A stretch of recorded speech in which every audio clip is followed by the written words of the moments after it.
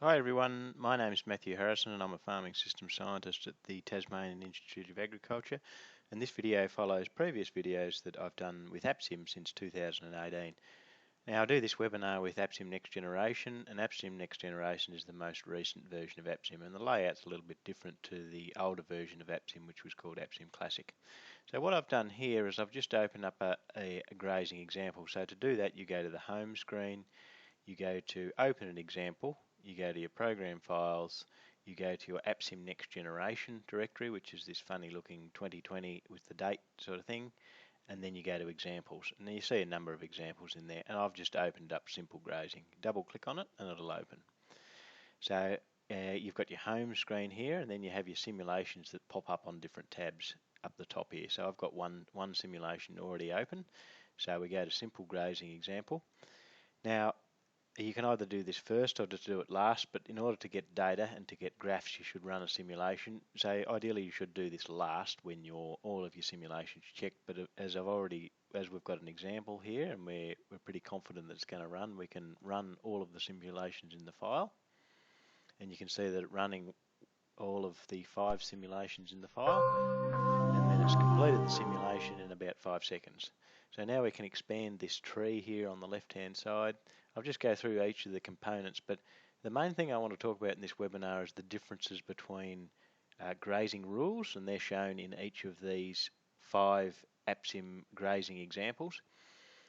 We have a data store up the top, and that's useful if you want to load observed data and load that in and compare that to your simulations. We've also got a very good description in here of each of the simulations, and if you open up this example, I'd encourage you to have a look at each of those, but I'll explain briefly what they do. So there's a number of different ways in which we can manipulate grazing. So the simple rotation is, as the name suggests, it just puts the animals in and out on a set rotation. The target mass essentially grazes down to a target residual, and that might be, for example, 3,000 kilograms of dry matter per hectare. Timing controlled elsewhere allows a little bit more power, so it allows you to define the grazing residual and the specific dates with which grazing occurs. Flexible grazing cover is a little bit more extensive even than the timing controlled elsewhere, and this ryegrass white clover one is the same as the flexible grazing cover one, except we have different pasture species. So for these 4 we have kikuyu, but the concept is very similar with these 4 examples, so this is just a different pasture species. So if we look at this simple grazing one, and I'll go through each of the components for this first one, and then I'll just focus on the grazing thing when I get to these other APSIM simulations. So we have the clock, which determines the time of the APSIM simulation. It's a daily time step model. We have the weather data, which needs to be loaded. And what APSIM does is it shows you summaries of the weather data that's loaded here. We've got a very long weather file loaded, so from 1900 to 2000, and it's showing you the summary of the location that we're at. And the summary is Dalby, which is a site in Queensland in northeastern Australia. And you can go to the specific data here to look at the individual daily values of radiation, maximum, minimum temperature, rain, pan evaporation, and vapor pressure. You can look at the individual years of rainfall as a graph, so it's useful just to look at the data if you want to interpret some of the results. You can look at monthly rainfall, we can look at temperature, and we can show multiple years for each of these, and we can look at solar radiation. The soil arbitrator doesn't allow user input, so it's essentially an internal thing which controls, for example, nitrogen supply and demand, amongst other things. We have a summary log, which is very important to look at after the simulation has finished. So it's important that each of these 3 boxes are ticked, because if you have an error in your simulation, which is quite common, I think all of your bugs and error messages will pop up here. So it's very important to look at these details that have gone into the simulation after it's ran, particularly if you have an error. The error will also show down here, and so it comes up with red script. So now we have the field, and each of the components, each of these subcomponents have to occur within a field. So we have a grazing regime, which is essentially management. We have fertilisation, we have irrigation in this case, and you can delete that if you want. We have a microclimate controller, and you can also delete that if you want. We have an irrigation component which essentially allows us to irrigate using this manager, so it has to be in there, and same thing for fertilizer. That's essentially the engine that drives the management associated with fertilizer. We have surface organic matter. We have AGP kikuyu, which is ag pasture kikuyu. And if you want a different pasture, you can essentially right click up here on field, go to add model, wait for a second, and up pops add to simulation. Now these are each of the components that we can add to the model. So ag pasture is the module that we're simulating here. So if you expand this little drop down box, you can see the different options that you can use in any APSIM simulation. So you've got cocksfoot or kikuyu or lucerne, phalaris for example. And if you want to use that, you just simply grab it, pull it down and drop it on the field. I can't do it in this case because I've got kikuyu there and it won't let me simulate multiple pastures at once. So you can do it that way, or you can do it in different ways. And there's also different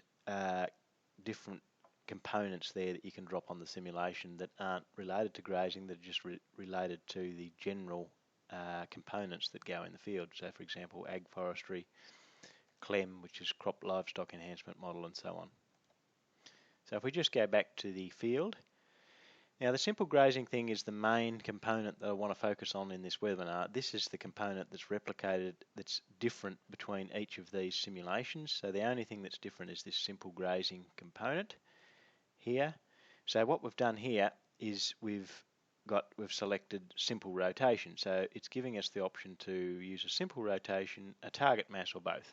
So we can go to this drop down menu here and we can see the different options. So we have simple rotation, target mass, timing controlled elsewhere, or flexible. Now if you actually select a different one of these, you can see that different components get grayed out on this tree. So with target mass, we can't use any of these settings associated with target mass, and so on and so forth. So if we select timing controlled elsewhere, it grays out most of the options associated with this settings thing. So we'll just go back to simple rotation.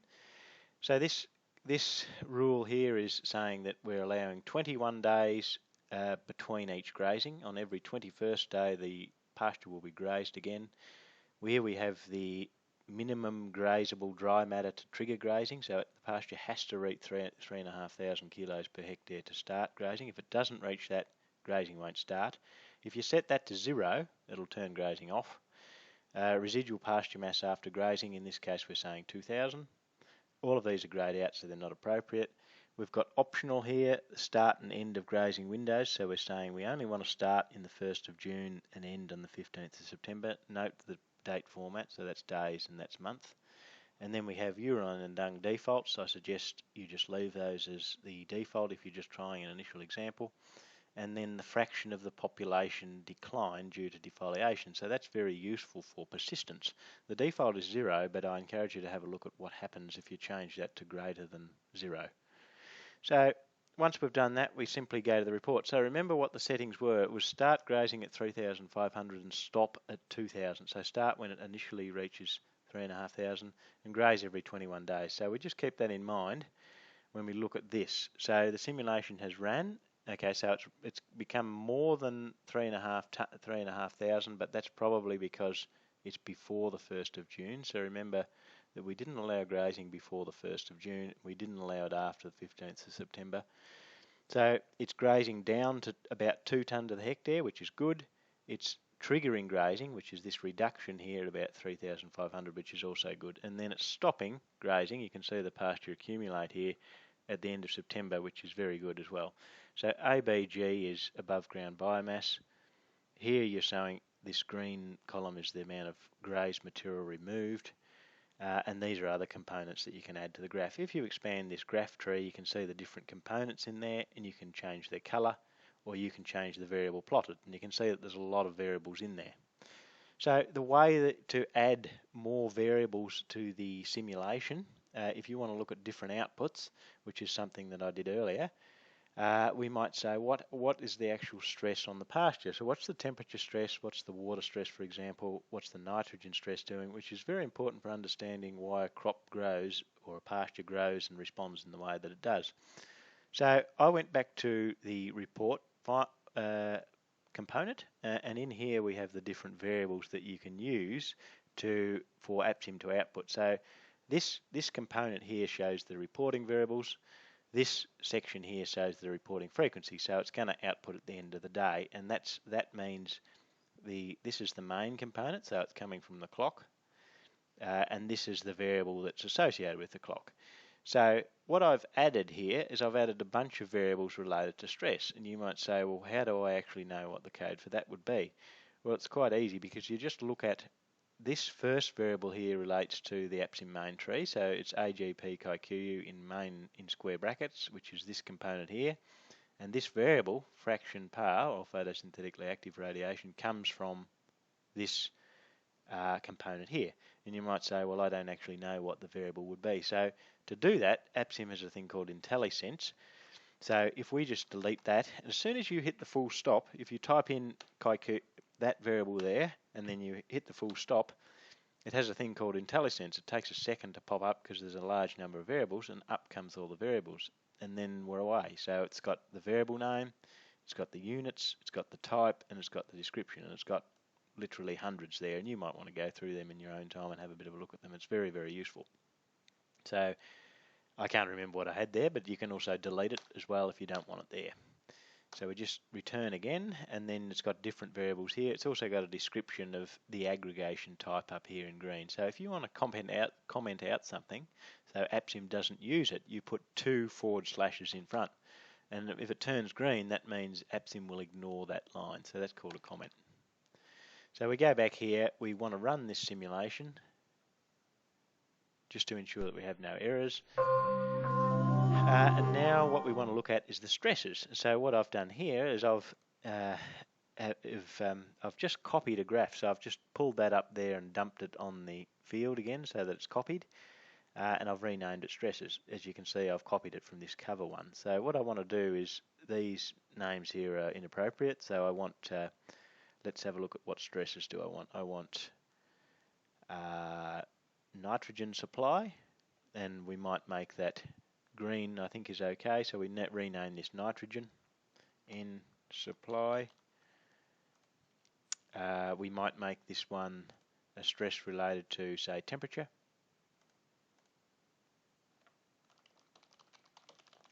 And we might make that red or orange. And then we might make this one, for example, water stress. And I've added this in before. So we put this water stress in there, and we might make that blue.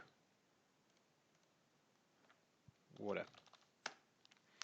So what this is actually showing, and you might think, well, that's not very informative, but it actually is. So what it's saying is, this is the years on the x-axis, and so it's showing that the pasture is mostly stressed by temperature, by nitrogen supply rather, this green line, during this period in late 1981. And during this period here, it's suffering from water stress, so that's at the end of the year, and that makes sense because it's probably in summertime. In the wintertime, that blue line goes up, so it's not probably suffering from water stress. And you can see that in the middle of the year, in the southern hemisphere, which is June, July, August, you can see that it's suffering from temperature stress, which is holding it back. So in that way, you can understand why a pasture is growing the way that it does, and the same thing for crops. So it's very, very useful to understand what's happening. So I encourage you to look at the stresses first. So now I'll just focus on the differences between these. So we have simple rotation, we have target mass. So if we just go to target mass, we go to simple grazing in here again, it's been set to target mass.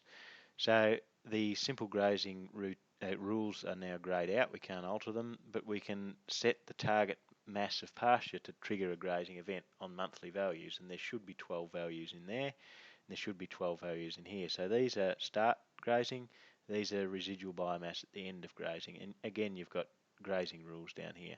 So if we just have a look at the graph, it should be starting at 3.5 tonne per hectare and ending at 2 tonne on average. Some of them will be 1 tonne. We just go over here, and so it's done that. So it hasn't started until about the middle of the year. That's probably because we don't start till June. Then it's starting at 3.5 tonne, and then it's grazing down to about 2 tonne, which is what we specified. This one here we specified down to 1 tonne from memory, and we've told it to stop grazing there. And you can look at that in different ways. So what you're essentially doing is saying, what's the most beneficial grazing routine to my my system or my pasture based on different, grazing rules. So is it simple grazing? Do we graze to target mass, or do we do something else? So timing controlled elsewhere is a little bit more complicated. That is, you select timing controlled elsewhere in here. So you see most of this is grayed out except for the dung and urine component and the persistence component. We have an extra component in here, and you just nominate the date, which is year, month, day. You then nominate the simple grazing, so that's essentially the name of your simple grazing component. You have graze, and then that means you want to graze off 3,000 kilos, and this means you want to graze to a residual of 2,000 kilos, and these are the dates with which you want it to occur. And so you can see that happening in that way. So the pasture goes a little bit rampant in that way, but it's just good to demonstrate the concept. If you want to zoom in, you can roll the mouse in. If you want to zoom out, you roll the mouse out. Flexible grazing cover.